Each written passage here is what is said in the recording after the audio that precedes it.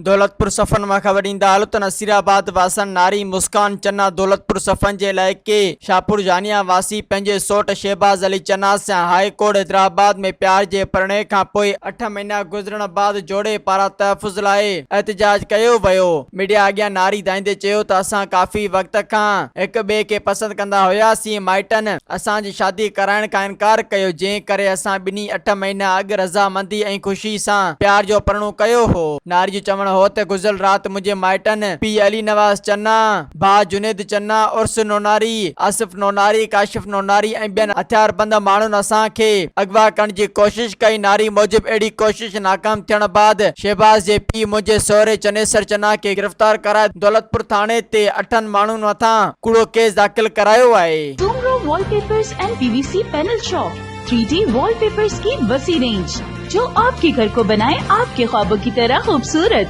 बेहतरीन क्वालिटी के वॉलपेपर्स और सीलिंग्स बेहतरीन कलर्स और डिजाइन्स में दस्तयाब हैं।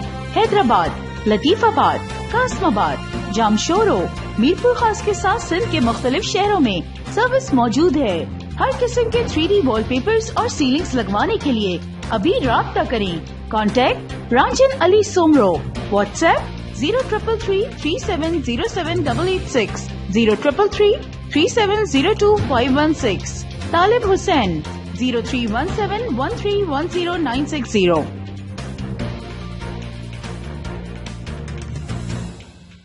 मज़ीद ख़बरन ऐं तफ़सीलात लाइ विज़िट कयो असांजी वेबसाइट www.awamiNewsHD.com ऐं ॾिसंदा रहो अवामी न्यूज़ HD।